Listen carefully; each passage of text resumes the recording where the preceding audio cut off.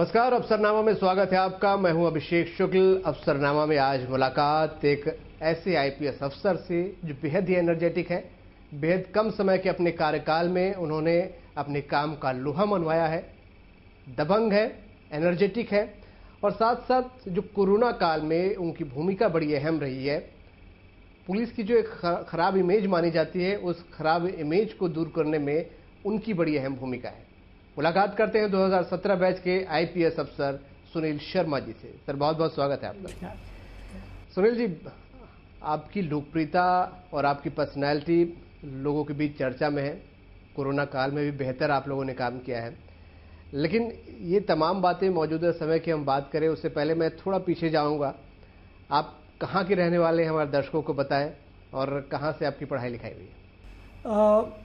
पहले सभी को नमस्कार। मेरा नाम सुनील शर्मा है।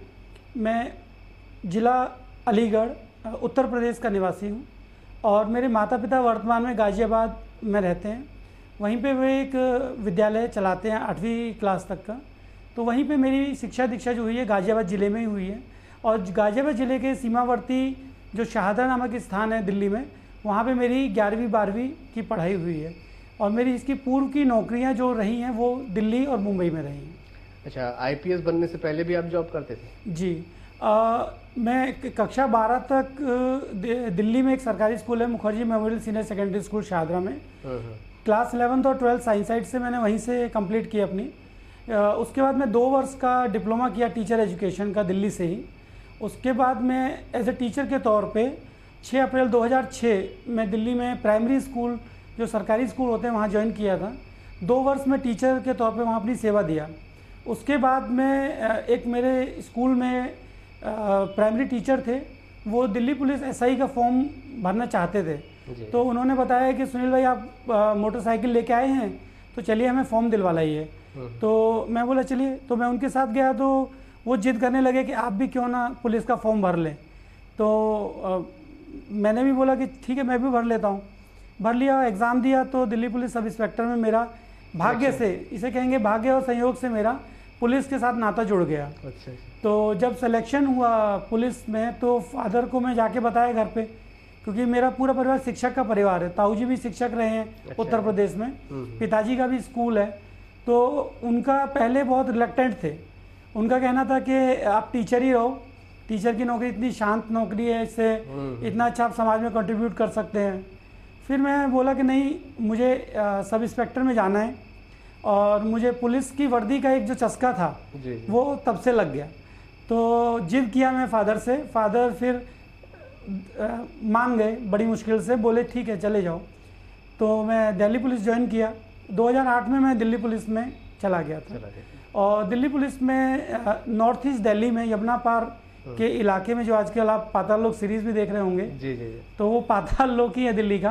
यमुना पार इलाके में मैं 5 साल वहाँ अपनी सेवा दिया हूँ। अच्छा। मिक्स पॉपुलेशन एरिया था, हाई क्राइम रेट, प्रिवलेंस बहुत है वहाँ पे, क्राइम रेट। 5 साल में मेहनत और लगन से वहाँ दिल्ली पुलिस में एज ए सब इंस्पेक्टर काम किया। एक सेम थाने में काम किया।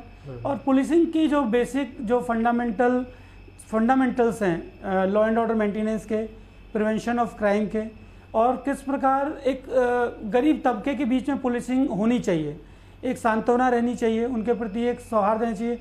आप कानून की लकीर को एकदम से पत्थर में खिंची लकीर की तरह इम्प्लीमेंट नहीं कर सकते। वहाँ आपको सामाजिक सरोकार के साथ पुलिसिंग कैसे की जाए, मेरी एक तरीके से वो नर्सरी थी। 5 साल दिल्ली पुलिस की जो ट्रेनिंग थी या नौकरी थी मेरी। ऐसे आप पुलिस में यहाँ पर पहुँचे? जी। सुनील जी, शिक्षक परिवार से आप हैं और माना जाता है कि शिक्षक परिवार के बच्चे बड़े सुसंस्कृत होते हैं। सरकारी स्कूल में आप पढ़े, ये एक और चौंकाने वाली बात आपने कही कि सरकारी स्कूल जो आजकल लोग मानते हैं कि वहाँ पढ़ के कुछ बड़ा अधिकारी या बड़ी सफलता नहीं पाई जा सकती, उसे आपने नकारा है। वो मैं आपसे पूछूंगा, लेकिन ये जानना चाहूँगा, क्या शिक्षक का एक बेटा कभी बदमाशियाँ भी किया करता था, या बिल्कुल सुसंस्कृत आप बिल्कुल थे, एक सभ्य अच्छे बच्चे की तरह आपकी पूरी स्कूलिंग हुई? जी, मेरे माता पिता जो थे काफ़ी डिसिप्लिन वे में रखे हमको। सुबह 4:30-5 बजे उठा देती थी माता जी, और पिताजी भी नज़र बनाए रखते थे पढ़ रहे हैं कि नहीं पढ़ रहे हैं। लेकिन जैसा आप जानते हैं कि शरारतें तो बच्चों का अधिकार है, तो वो शरारतें हम भी करते थे। शाम को खेलने जाना, थोड़ा अड़ोस पड़ोस में मारपीट। दरअसल मेरी जो परवरिश हुई है वो गाजियाबाद में लोनी नामक स्थान से हुई है, जो काफ़ी मतलब पुअर कम्युनिटी है एकदम। अच्छा। वहाँ पे क्राइम रेट बहुत हाई है। अच्छा। वेस्टर्न उत्तर प्रदेश का एक भाग है वो, और लोनी में चाकू छुरी चलना, मारपीट होना, मर्डर होना कोई ज़्यादा बड़ी बात नहीं है। बड़े बड़े कई गैंगस्टर और बदमाश वहाँ से निकले हैं। तो वैसे परिवेश में शिक्षा से जुड़े रहना, इसके लिए मैं अपने पिताजी और माताजी को बहुत वो दूंगा, मतलब इसका श्रेय पूरा उनको दूंगा कि उस नेगेटिव एनवायरनमेंट में उन्होंने हमें उससे बचा के रखा, अपने डिसिप्लिन में उन्होंने हमें रखा। फिर भी जो मारपीट शैतानियाँ वो सब चलती रहती थी।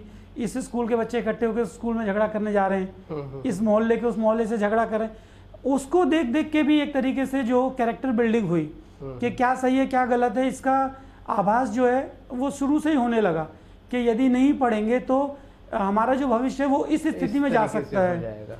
फिर एक घटना मैं आपके शेयर करना चाहता हूँ। क्लास 7th में जब मैं था तो मेरे फादर एक प्राइवेट नौकरी करते थे। अच्छा। स्कूल से पहले प्राइवेट नौकरी थी उनकी। अच्छा। तो उनकी नौकरी बिरला टेक्सटाइल मिल में काम करते सुपरवाइजर थे। तो दिल्ली हाई कोर्ट ने डिसीजन दिया था कि सभी पॉलिटिंग यूनिट्स को दिल्ली से बाहर भेजा जाएगा। तो रातों रात उनकी नौकरी चली गई थी। रातों रात नौकरी चली गई तो हम लोग ऑलमोस्ट सड़क पे आ गए थे जब मैं क्लास 7th में था। तो स्थिति इतनी भयावह हो गई थी घर के लिए कि मतलब सर्वाइवल पे स्थिति पैदा हो गई थी। तो पिताजी ने एक चीज़ हमें सिखाई कि बेटा बुरा काम गलत होता है, कोई काम छोटा बड़ा नहीं है यदि आप मेहनत लगन से करते हो। तो हम लोगों ने जिस बाजार की स्थापना, पिताजी असल प्रधान रहे थे उस कॉलोनी के, एक बाजार साप्ताहिक बाजार लगता था, उसकी स्थापना पिताजी ने खुद के जेब खर्च से की थी।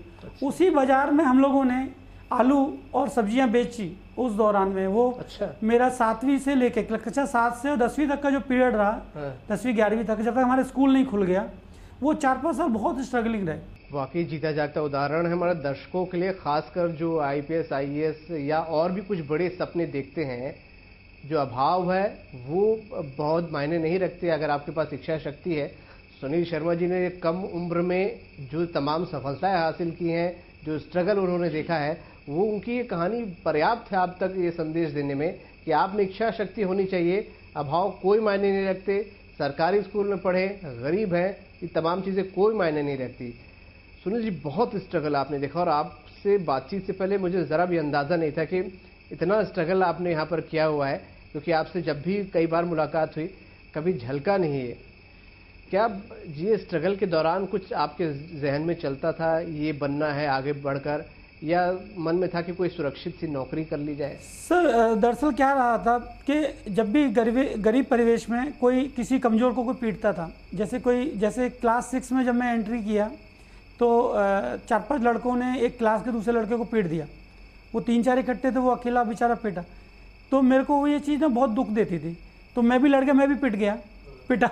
वो 4-5 थे, हम लोग 2 थे, पिटा, कोई बात नहीं। लेकिन जब भी ऐसा कोई भी मौका आया लाइफ में, कभी कॉलेज में भी मान लीजिए कोई कमज़ोर बच्चा है या अकेला है और उसके अगेंस्ट में 4-5 लोग हैं, कभी उनको सताने का प्रयास किया तो मैं भले ही पिट गया, लेकिन मैंने उनका हमेशा खड़ा। तो ये एक ना शुरू से मेरे मन में भाव था कि एक ऐसी जगह पहुंचूं कि जो कमज़ोरों का सहारा बन सकूं, जिनकी कोई नहीं सुनवाई है, जिनको जो या तो जन्म से या कर्म से या किसी भी वजह से जो कमज़ोर रह गए हैं, जो पिछड़ गए हैं या शारीरिक ताकत से, उनका मैं सहारा बन सकूं।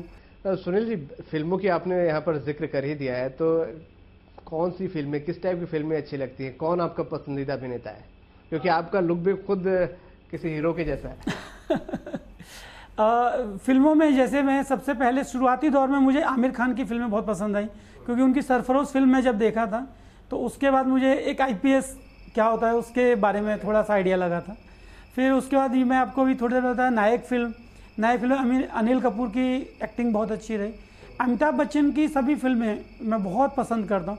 इनफैक्ट मैं बताना चाहता हूँ, मेरे को कोई एक पर्टिकुलर फिल्म का जॉनर से ज़्यादा मुझे अलग अलग विभिन्न तरह की सामाजिक सरोकार की फिल्में, और ख़ासकर मुझे वो फिल्में ज़्यादा पसंद हैं जिसमें एक हीरो रहता है और वो सभी मुसीबतों से लड़ते हुए और समाज के लिए, कमज़ोर वर्ग के लिए कुछ कार्य करता है।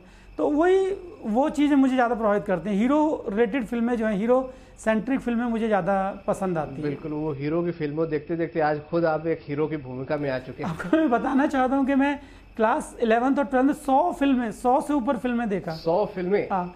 और मेरे जो साथी थे वो कहते थे कि अरे भाई तुम क्या करोगे जीवन में, ऐसा वैसा। लेकिन मेरा एक लाइफ का मंत्रा रहा है, फंडा रहा है कि जो काम आप करें दिल से करें। आपके यदि समयबद्ध तरीके से काम करते हैं, यदि आप फिल्म देख रहे हैं तो वो भी दिल से करें। सपने बड़े पालना बहुत ज़रूरी है। जब तक आप बड़े सपने नहीं देख सकते तब आप उनके लिए प्रयास, प्रथम कदम है वो। सपने तो चाहे आप किसी भी जगह से आए हैं, आपके सपने असंभव से भी परे सपने होने चाहिए। असंभव से परे सपने देखेंगे तो असंभव तक पहुंचा जाना संभव है। तो जी, आपकी ये जो बातें आप यहाँ बोल रहे हैं, निश्चित रूप से हमें उम्मीद है कि जो हमारे दर्शक देख रहे होंगे उनको बहुत इंस्पायर करेगी, खासकर स्टूडेंट्स को। ये लाइन कोई एक सक्सेसफुल इंसान बोलता है तो ज़्यादा प्रभावित करती हैं, और वो सक्सेसफुल इंसान आप जैसा हो, आपकी पृष्ठभूमि से हो, तो लोगों को और इंस्पायर करता है। आपने बताया दिल्ली पुलिस में आपने काम किया, फिर आईपीएस तक का सफ़र कैसे आपने तय किया? जब मैं टीचर से जस्ट दिल्ली पुलिस में एंटर किया था तो ट्रेनिंग के बाद ज्वाइन किया। ज्वाइन करने के बाद फिर वो एक मन में इच्छा थी कि आगे जीवन में प्रगति करते रहना है, एक आगे बढ़ते रहना है। उसी बेसिक फ़िलॉसफी से फॉलो करते हुए मैं साथ ही साथ थोड़ा इसका पता किया पढ़ाई के बारे में, यूपीएससी के बारे में, क्या इसके विषय होते हैं, क्या इसका सिलेबस क्या है। सबसे इम्पोर्टेंट है सिलेबस का ज्ञान। किसी भी नए, क्योंकि आपके माध्यम से बहुत व्यूअर्स देख रहे हैं तो मैं यही उसमें थोड़ा सा डिलिनेट करना चाहता हूँ। सबसे इम्पॉर्टेंट है आप सिलेबस को जानें। जिस भी काम को आप करने जा रहे हैं, यदि आपको उसके बारे में ये पता है कि इसमें क्या सिलेबस है, क्या इसकी रूपरेखा है, तो उसमें सफलता के चांसेस बढ़ जाते हैं। तो पहले सिलेबस को कंठस्थ करना रहेगा कि क्या सिलेबस है। फिर उसके जो संबंधित किताबें हैं, पुस्तकें हैं मार्केट में। अब मैं कहता हूँ यदि आप कोचिंग नहीं ज्वाइन कर सकते, मैं अपना उदाहरण देता हूँ, मैंने कोचिंग नहीं ली है। मैंने कोचिंग नहीं ली। अंतिम अटेम्प्ट में मैंने एक सिर्फ 60 दिन का क्रैश कोर्स ज्वाइन किया था। कोई साल, 1.5 साल, 2 साल, 1.5 लाख, 2 लाख, कोई इस तरह की कोचिंग ज्वाइन नहीं की। अंतिम अटेम्प्ट में वो भी मेरे जो कमिश्नर साहब थे वहाँ पे कस्टम सेंट्रल एक्साइज में, वो बोले कि यार तुम एक क्रैश कोर्स भी कर लो, तुम 3 साल 2 साल से इंटरव्यू दे रहे हो, तीसरा तुम्हारा अटेम्प्ट है, तो इस साल तुम एक कोचिंग भी कर लो छोटी सी, तो क्रैश कोर्स वगैरह कर लो।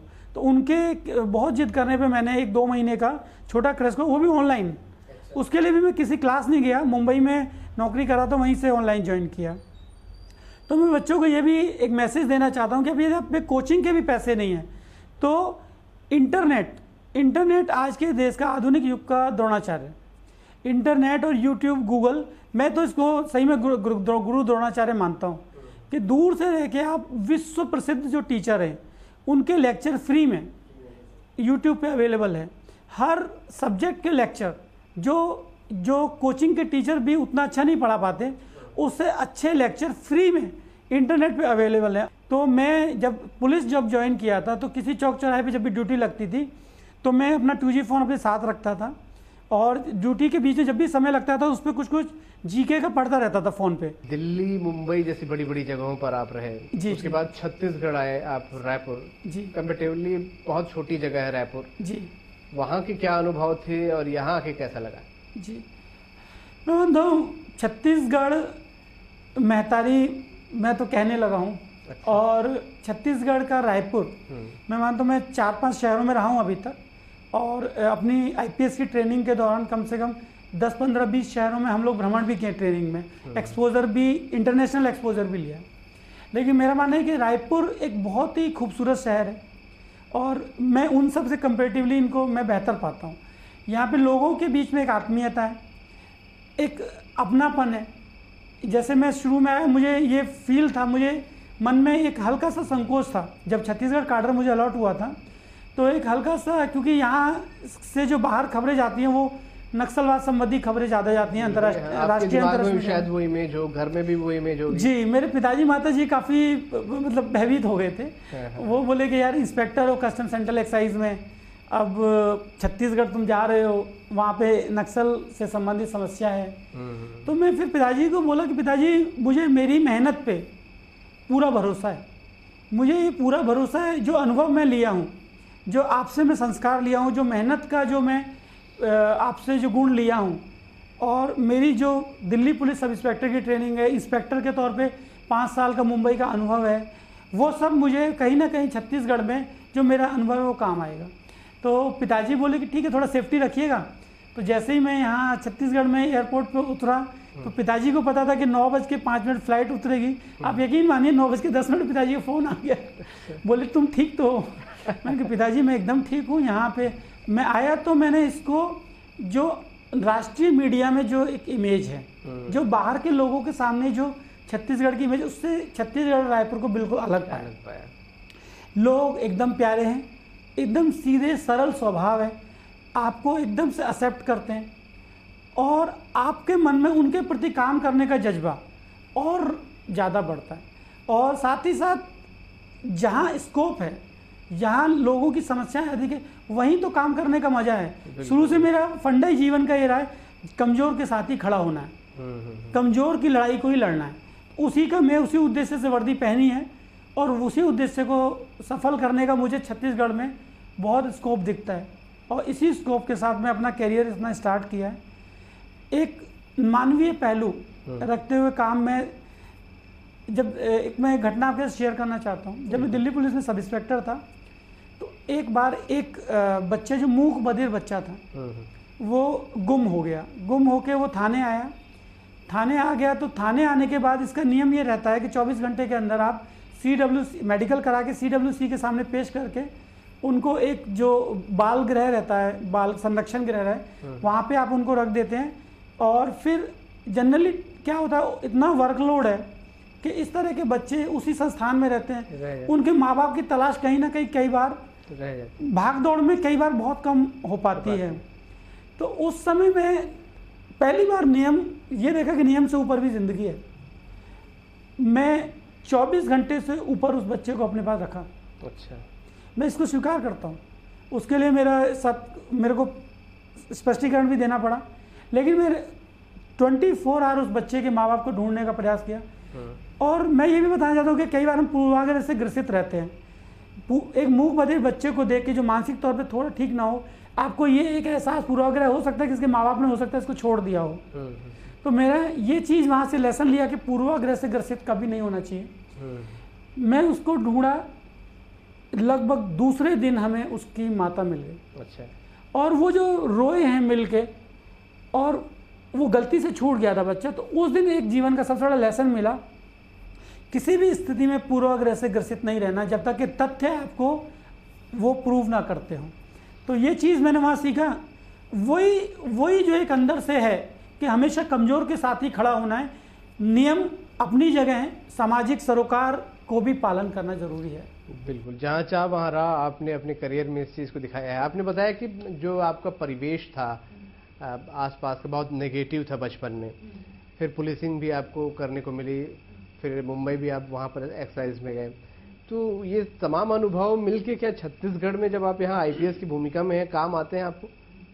डेफिनेटली ये मेरे को इतना काम आ रहे हैं कि जैसे अभी कोरोना संकट में मजदूरों की जो समस्या है, इसको मैं एक पुलिस ऑफिसर के दृष्टिकोण से नहीं देखता।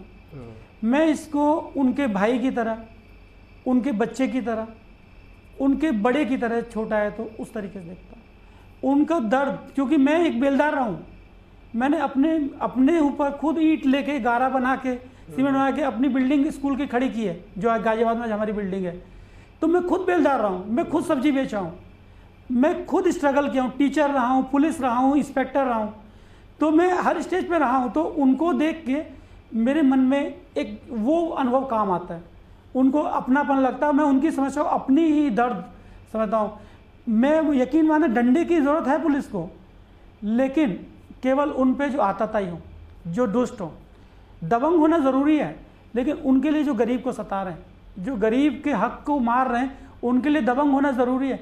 लेकिन गरीब के लिए जो हमारा रोल है, उसके भाई का, उसके बेटे का, उसके पिता का, IPS होना अपनी जगह है, लेकिन वो जो सामाजिक रोल है वो किसी भी सूरत में ना भूलने की जो मुझे सीख मिली है, वो मेरे वही उन अनुभव से उत्पन्न हुई है। कोरोना काल में पुलिस की इमेज बहुत अच्छी हुई। अभी तक थोड़ी खराब मानी जाती थी पुलिस की, लेकिन कोरोना में पुलिस के एक अलग ही रूप लोगों ने देखा, बहुत इमेज में सुधार हुआ है। आपको भी हमने देखा कोरोना की वजह से आप कई बार घर भी नहीं पहुंच पाते थे। हमने देखा मोबाइल पर भी शायद आप परिवार से बात करते रहते थे। किस तरीके से कोरोना में भूमिका आप मानते हैं पुलिस की? मेरा मानना ये कि पुलिस का जो एग्जिस्टेंस का जो मेन एम था, कोरोना ने उसको साबित किया। पुलिस एक इमरजेंसी सर्विसेज है जिसका होने पे हमें शायद उसका महत्व उतना समझ नहीं आता, लेकिन यदि वो ना हो तो उसकी उस स्थिति की आप कल्पना भी नहीं कर सकते। पुलिस, कई लोग उसको नेगेटिवली लेते हैं, जबकि मेरा मानना है कि पुलिस एक इतनी एसेंशियल सर्विस है, इतनी एक इमरजेंसी, ये कोरोना ने साबित किया है। आप देखिए कि चाहे लॉकडाउन का पालन करवाना हो, चाहे आवश्यक वस्तुओं को लोगों तक पहुंचाना हो, चाहे टेस्ट करवाना हो, ऐसी स्थिति में जहां परिवार वाले व्यक्ति के अंतिम संस्कार से बच रहे हैं, वैसी स्थिति में मेरा पुलिस का एक आरक्षक, मेरा पुलिस का प्रधान आरक्षक, मेरे अधिकारी, मेरे एसएसपी साहब ने 2-3 लोगों का अंतिम संस्कार स्वयं पैसे से, मैं खुद फ़ोन किया, सर का कहना था कि नहीं, कोई इनके पैसे नहीं देगा, मैं इसके पैसे दूंगा। एसएसपी आरिफ शेख सर की मैं ऑन कैमरा तारीफ करना चाहता हूँ, उनसे, उनके ही मैं मेंटरशिप में हूँ जब से मैं ट्रेनिंग ज्वाइन किया हूँ यहाँ पे छत्तीसगढ़ में। जी। सर मेरे ट्रेनर एसपी भी रहे हैं और सर के अंडर में मैं अभी लगातार पिछले 1 साल से भी हूँ। तो उन्होंने बोला कि नहीं, इसके पैसे मैं अपनी जेब से दूंगा।